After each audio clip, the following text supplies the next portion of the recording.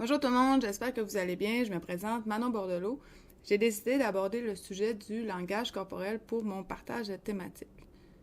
Donc, qu'est-ce qui est important de savoir en commençant, c'est qu'il existe deux types de communication. Une communication qui est verbale, donc avec les mots, et à l'inverse, une communication qui est non-verbale, donc tout ce qui ne comprend pas les mots.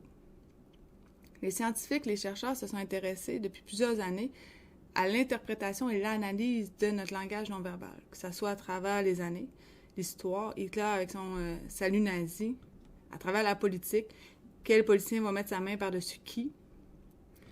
Au niveau sportif, est-ce que c'est un signe de découragement? Quel signal que tu envoies à ton adversaire? Même les débats ici au Québec, qui semblait peut-être le plus confiant? Il y a des études qui se sont intéressées à savoir les photos de profil, c'était quoi Facebook versus Tinder, c'était quoi le langage qui était...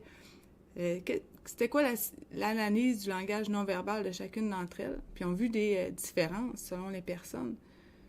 Il y a des études aussi qui se sont questionnées à savoir est-ce que le langage non-verbal, c'est quelque chose qui est instinctif, inné. Puis pour ce faire, ils ont analysé des aveugles de naissance puis se sont rendus compte que ces derniers utilisent les mêmes signaux que quelqu'un qui voit. Donc, un sentiment de fierté, comme les marathoniens ici, l'aveugle de naissance va aussi lever les bras dans les airs. L'application du non-verbal en pratique. Donc, il y a certaines études, il peut être intéressant, je pense qu'il n'y a pas de science infuse, mais ça peut être intéressant de lire et de se questionner à savoir qu'est-ce que l'étude mentionne. Puis juste ici, cette dernière a dit, bon, ben, quelqu'un qui a un sentiment de culpabilité va avoir tendance à se toucher le cou.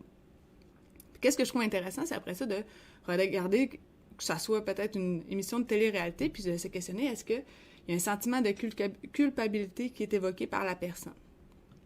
Une autre étude que j'ai trouvée intéressante ici, c'est Allen Pease, qui mentionne que lorsque vous donnez des instructions, ce qui est important, ce qui est suggéré, c'est d'avoir les paumes de main vers le haut. Les personnes vont avoir tendance à plus vous suivre et vous faire confiance que si vous avez les paumes de main vers le sol, lorsque vous donnez vos instructions, ou encore pire, quelqu'un qui pointe, c'est la pire technique à utiliser. Le non-verbal est aussi employé, que ce soit dans différents domaines, notamment les services secrets. Les agents du FBI, il y en a qui sont spécialisés en langage corporel. Maintenant, la communication non-verbale en ligne. Comment qu'on peut interpréter certains signaux qui sont envoyés par soit nos collègues ou soit par l'enseignant ou vice-versa. Donc, si Paul, est-ce que sa main devant le visage, c'est pour cacher un bâillement? Est-ce qu'Elisabeth est pensive puis elle veut rajouter quelque chose, c'est pourquoi qu'elle a son doigt devant sa bouche? Est-ce que Joël est étonné avec les sourcils vers le haut? Est-ce que Laura est ennuyée avec la main sur le côté? Souvent, c'est un signe d'ennui. Est-ce que Michael est tout simplement désengagé? Lorsqu'on a la caméra fermée, c'est souvent un signe de désengagement, by the way. D'autres exemples, ici, vous avez Trump avec la main en pyramide. C'est souvent un signal de confiance. Puis là, il y a sa pyramide vers le bas. Pourquoi? Parce qu'il attend son tour de parole. Si au contraire, les mains sont liées, tendues, ensemble, c'est le contraire. Quelqu'un qui va se toucher légèrement l'œil avec le doigt, c'est un signe d'inconfort, ou peut-être je me suis trompée, ou j'ai juste le goût de m'en aller de la situation. Ici, vous avez un parfait exemple dans une TRT. La fille à droite aborde le gars ici à gauche au sujet de la fille qui aime. Puis là, tu voyais qu'il y a un certain malaise, puis tout de suite, il s'est mis le doigt sur l'œil. Pouce vers le ciel, un sentiment de confiance, tandis que les pouces qui sont plus comme ça, c'est le contraire. La disparition des lèvres, c'est plus un signe de malaise. Donc, si vous avez quelqu'un avec qui vous parlez, sur Zoom, admettons, puis là, vous voyez, c'est un signe de malaise. OK? Donc, prenez ça en note. Des expressions faciales qui sont peut-être suggérées lorsque vous êtes en meeting ou en réunion ou vous assistez à un cours. Hochez de la tête. Donc, ça démontre de l'écoute active. Lorsque vous inclinez la tête également, donc ça démontre une certaine ouverture. Une fois de temps en temps, vous pouvez popper les sourcils, ça démontre un étonnement. Puis ça aussi que vous êtes encore là. La posture du haut du corps. Essayez d'avoir une ouverture. Puis ça, les chercheurs mentionnent que essayez de partir à partir des pieds. Donc les pieds fixés au sol, croisez pas vos jambes, puis ça va transparaître dans le haut de votre corps.